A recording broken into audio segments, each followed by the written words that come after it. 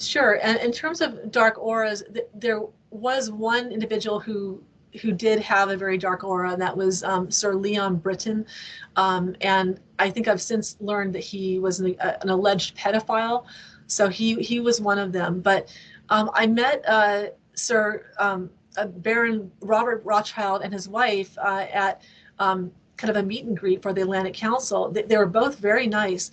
And at the time, I was editor of the European Review, and so I invited Baron Rothschild for an interview to see if he would be willing to sit for an interview for the European Review.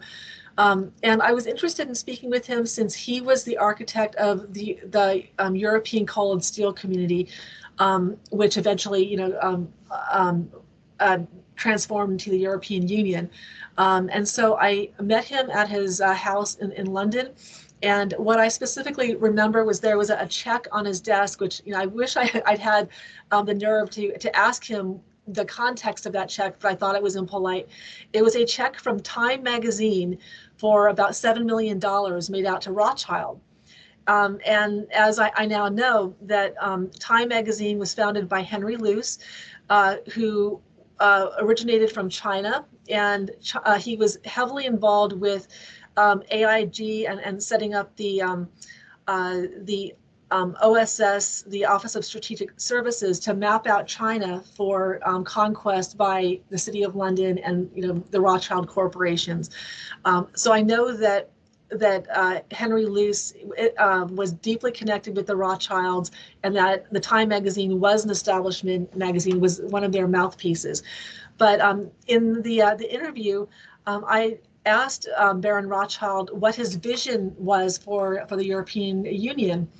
And he said that, very matter-of-factly, our goal is to create a world dictatorship with our family presiding over it, and that they were going to start with these different regions, the European Union being one, and then there would be different regions around the world, different common markets that would eventually be subsumed into one global market that would be presided over a global government that would eventually transform into a dictatorship, and that they would run that dictatorship. Now, he was Belgian, right?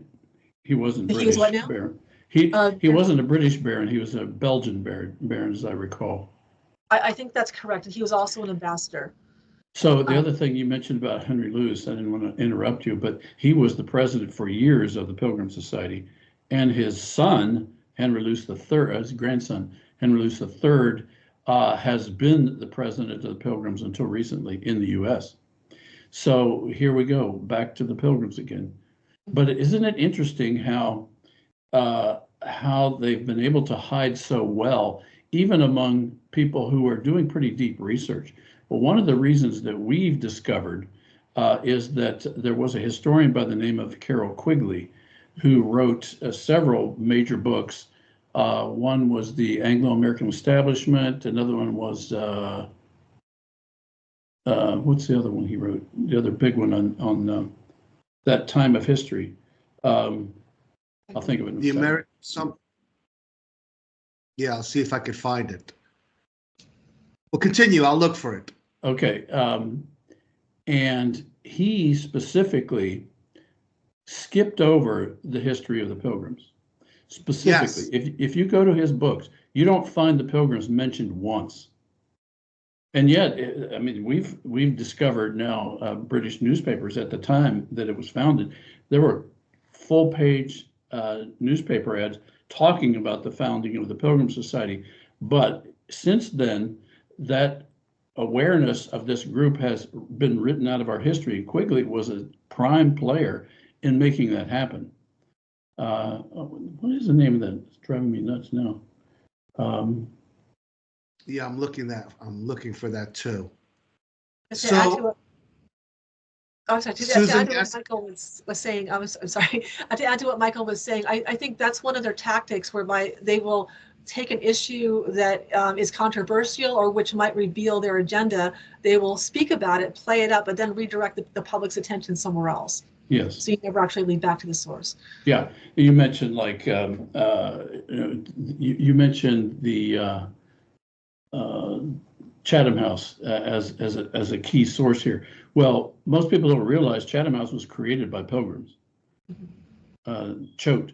And so we've got all of these interconnected names, and that was hard for us for years to sort out which one was driving this bus, because they just all were there.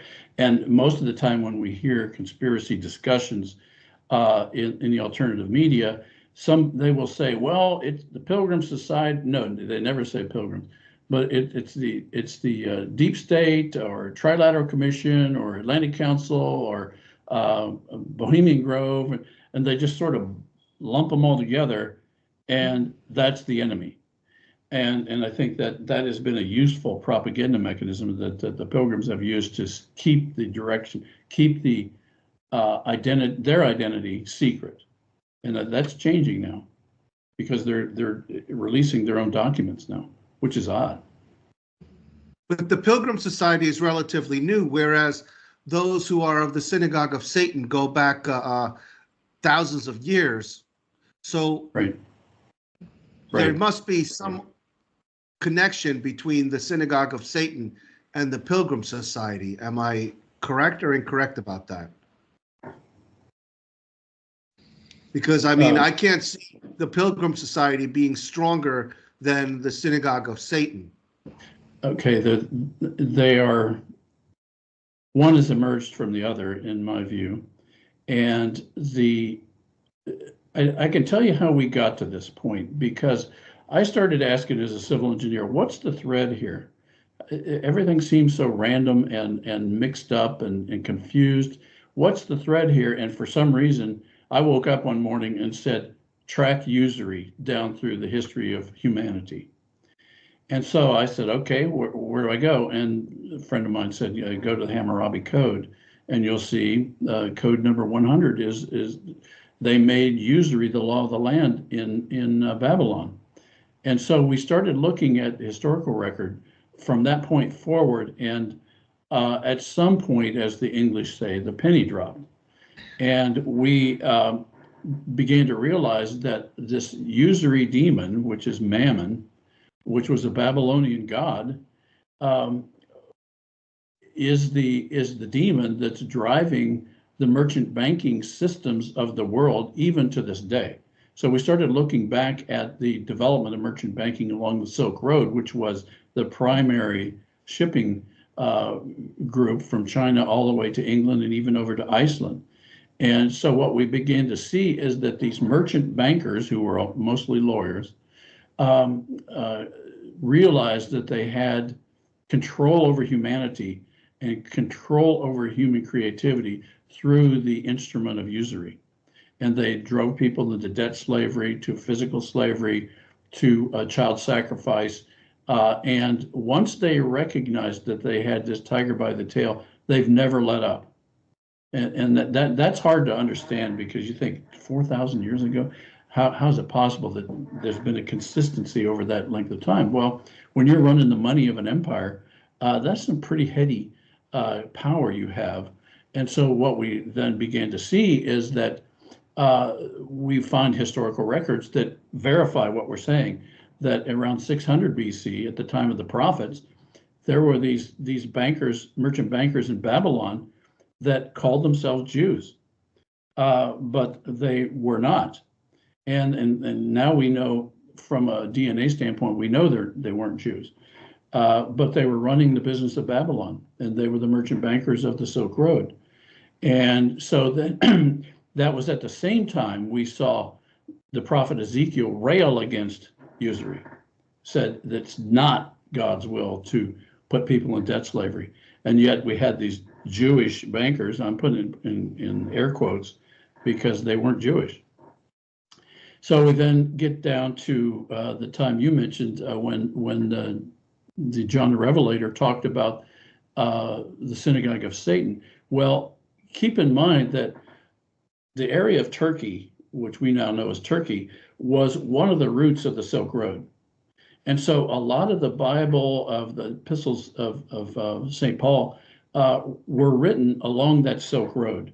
And so what I believe they knew that Babylon was, they called it the Whore of Babylon, and they knew that these people who were bankers in that age claimed to be Jewish but weren't, and they called them the Synagogue of Satan. So we have verification in the New Testament, and then Jesus said, you can't serve God and mammon. And so that's when it became clear. And then we started looking at the formation of England and the fact that these merchant bankers from Babylon made their way to England, and they actually had a name that an Arab historian in 800 A.D. Called them Babylonian Radinites, and they lived in a certain area of Babylon that you could say is the same as the city of London or the Vatican City. It was an area where all the Silk Road trades were settled up. And so they were Radinites. And then when the British recorded the Radinites, they actually almost used the same spelling. And that they recorded in the Book of Domes that these merchant bankers of Babylon were the primary movers of money in the world and the creation of money. And so then we were off to the races, because we still have the City of London, which was formed in 1067 and is still with us today. They preserve meticulous records and still use that Book of Domes as in their property arguments in the UK. So we see now that we're probably dealing with the Synagogue of Satan, and these are Babylonian Radinites. They're not Jews.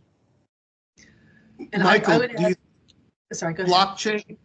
You think blockchain will be the solution to usury, or will that lead us to debt slavery? No, blockchain is just a way of storing the data. It's neither here nor there. It's definitely not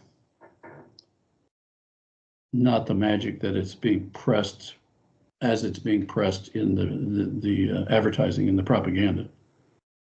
No, it's going to be controlled by the banks. Oh, really? I mean, yeah, but Goldman Sachs has a patent that supersedes all of the existing Bitcoin technologies out there. And one of the differences is they're going to require the owner of the Bitcoin to be identified. And in that way, it just becomes a part of the CBDC. So when will people be made aware of this? Because the people that have Bitcoin right now seem to think that they're immune from this CBDC. But if what you're saying is true, then it's just a trap. That's the way I view it. Susan, do you agree? I don't know too much about Bitcoin. I think with blockchain, they can track every transaction from source to the final destination, and they can know in the process exactly what you purchased, who you interacted with, and I think that then becomes part of your data file. Correct.